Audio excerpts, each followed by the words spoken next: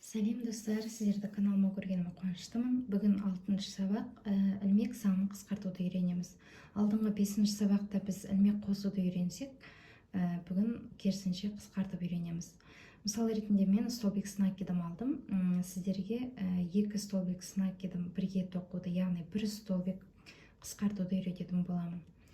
Мұнда мен соңғы 2 столбикке дейін тоқыдым. Біз қалай қысқартамыз? Ең алдымен накид аламыз. Бірінші столбик накидым тоқимыз, яғни бірақ соңына дейін тоқымаймыз.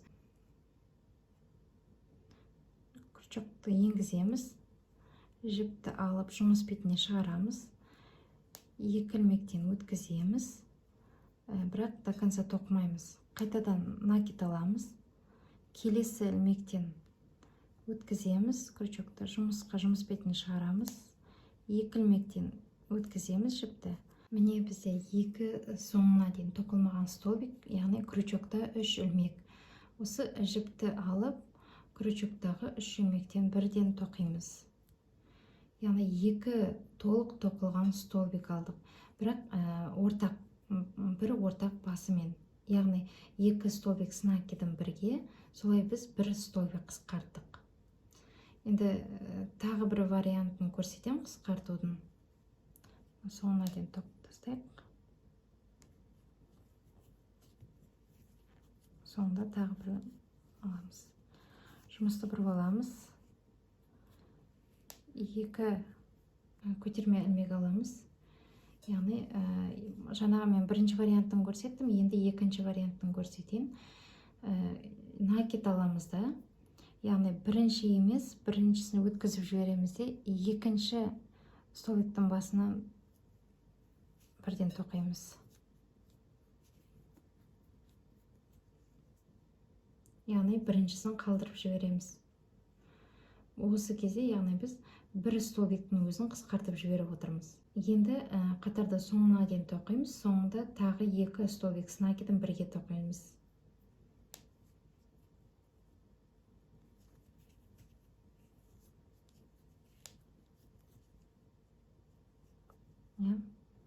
Екі столбик накидын бірге тоқимыз. Накид аламыз, крючокты енгіземіз. Жұмысқа жұмыс жібін іліп алып, жұмыс бетіне шығарамыз. 2 ілмектен қатар өткіземіз, бірақ до конца тоқымаймыз. Қайтадан накид аламыз, келесі ілмектен өткіземіз. Жұмысқа жұмыс бетіне шығарып аламыз. 2 ілмектен өткіземіз. Яғни 2 толық аяқталмаған бізде столбик накидым. Крючокта 3 ілмек. Осы 3 ілмектен қатар бірден өткізіп жібереміз. Міне бізде қысқартудың екінші тәсілі. Бірінші тәсілі, яғни басында өткізіп жібереміз. Сол кездің өзінде бізде 1 столбикке қысқарып отыр. Екінші тәсілі 2 столбик накидым басын біріктіреміз, яғни 1 столбик накидым шығарамыз.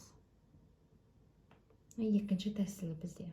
Осындай 2 жолмен біз қатардың басында және соңында столбиктерді қалай қысқарту керек екенін үйрендік. Тура осы жолмен столбик без накиданы да қысқартамыз. Яғни жұмысты бұрып, бір көтерме ілмек аламыз да.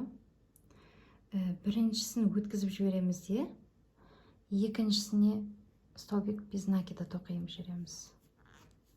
Яғни біз қатардың басында осы уже біз 1 ілмекті қысқарттық, яғни 1 столбикті қысқарттық. Енді қатардың соңында немесе ортасында столбик без накиданы қысқарту үшін көрсетіп жүрейін. Бір-бірден алайын. Мысалға ортасында қысқартуды көрсетейін. Крючокты енгізіп, жұмысқа жұмыс жібін іліп алып, жұмыс бетіне шығарамыз, бірақ до конца тоқымаймыз. Келесі ілмектен қайтадан крючокты енгізіп, жұмысқа жұмыс бетін шығарып алып, крючокта бізде 3 ілмек қой. 3 ілмекті бірден тоқып жібереміз.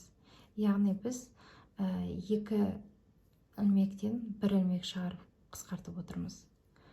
Яғни соңында да, басында да бұл әдісті қолдануға болады. Немесе жаңағыдай көрсеткендей басында өткізіп жіберуге болады. Өткізіп жібергенде де, яғни 1 ілмек қысқарып тұр. Бірақ ол өткізіп жіберу әсіресе қатардың басында ғана қолданылады.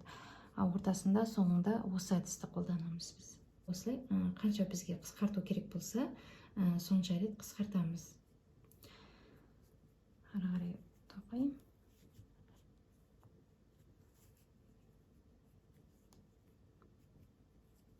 Қысқарту керек болса осылай істейміз. До конца тоқымаймыз да, келесі ілмектен қайта жіпті шығарамыз. Яғни крючокта бізде 3 ілмек, осы 3 ілмекті бірден тоқып жібереміз. Яғни біз мына қатарда уже 1 рет, 2 рет, 3 рет қысқартып тұрмыз.